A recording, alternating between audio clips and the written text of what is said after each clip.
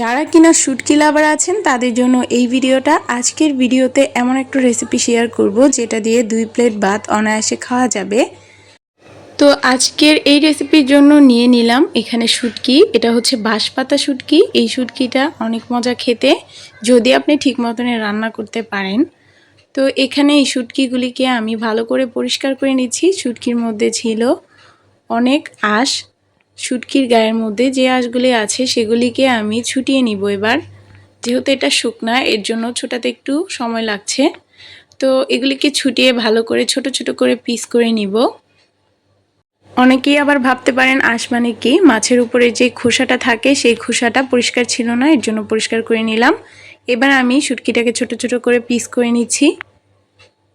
আজকে যেহেতু ছাদে রান্না করব, তাও আবার লার্কির চুলায়, এই জন্যই চলে এসেছি ছাদে। ছাদে বসে বসে শুটকিগুলি রোদে বসে কাটছিলাম, অনেক বেশি আনন্দ লাগছিল।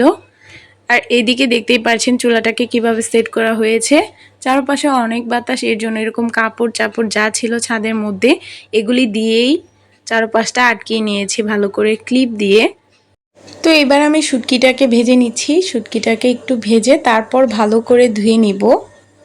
তো শুটকিটাকে ভালো করে ভেজে ভালো করে ধুয়ে নিলে শুটকি থেকে আর বাজে স্মেল আসবে না। অবশ্যই শুটকিটা ভেজে রান্না করতে হবে।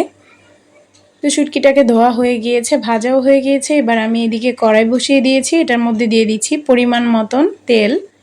এবার দিয়ে দিলাম রসুন কুচি, পেঁয়াজ কুচি, কাঁচামরিচ ফালি। অবশ্যই শুটকির মধ্যে একটু বেশি করে রসুন দিলে শুটকিটা খেতে ভালো লাগে।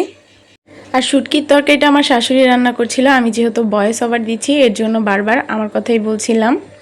তো তরকারিটা মাশাআল্লাহ অনেক বেশি মজার ছিল। তো এইদিকে হলুদের গুঁড়ি, মরিচের গুঁড়ি, লবণ এগুলি সব কিছু পানির মধ্যে আগে থেকে গুলিয়ে নিয়েছিল। এখানে 2 চা চামচ মরিচের গুঁড়ি, 1.5 চা চামচ হলুদের গুঁড়ি আর স্বাদ মতো লবণ দিয়ে মিক্স করে তারপর এখানে পানি দিয়ে দিল কষানোর জন্য। দেখতেই পাচ্ছেন মাশাআল্লাহ কষানোর কালারটা কত সুন্দর এসেছে, দেখেই খেতে ইচ্ছে করছিল। তো তরকারি কতটুকু মজা হবে সেটা কষানোর উপরেই ডিপেন্ড করে। দেখতেই পাচ্ছেন কষানোর যে তেল তেল উপর দিয়ে চলে এসেছে মশলাটা কষানোর সময়। তো এই মুহূর্তে ভাবতে হবে মশলাটা কষানো হয়ে গিয়েছে। এবার শুটকিগুলি দিয়ে তারপরে একটু নাড়াচাড়া দিয়ে এটার মধ্যে দিয়ে দেওয়া হবে আলু। আলুটা আমি আগে থেকে কেটে পরিষ্কার করে রেখেছিলাম, সেটা আপনাদের সাথে শেয়ার করিনি। তো আলুগুলিকেও ছোট ছোট পিস করে কেটেছি। আর এটা ছিল লাল আলু। লাল আলু দিয়ে শুটকি রান্না করলে অনেক বেশি ভালো লাগে। তো আলুর মধ্যেও অনেক ধরনের আছে, তো আমি ইউজ করেছি লাল আলু। একটু ঢাকনা দিয়ে ঢেকে দিয়েছিলাম। তো আবারও ঢাকনাটা খুলে ভালো করে নাড়াচাড়া দিয়ে এটার মধ্যে দিয়ে দিলাম পরিমাণ মতন পানি, যতটুকু লাগবে রান্না করার জন্য শুটকিটা। এই শুটকিটা যতক্ষণ পর্যন্ত না আঠালো আঠালো হবে, তরকারিটা ঝোলটা শুকিয়ে আসবে, ততক্ষণ পর্যন্ত এটাকে আমি রান্না করেই নিব। তো রান্না করার মাঝে মাঝে আপনাদেরকে আমি কিছু ছাদের সুন্দর দৃশ্য দেখাই।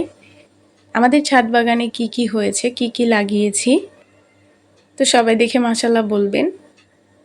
তো এই তো কথা বলতে বলতে তরকারিটা এদিক দিয়ে হয়ে গিয়েছে।